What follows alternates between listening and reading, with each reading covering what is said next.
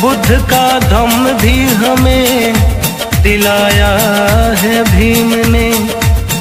कसम भगवान बुद्ध की हम कब के मर गए होते, मगर तूफानों में भी चिराग जलाया है भीम ने।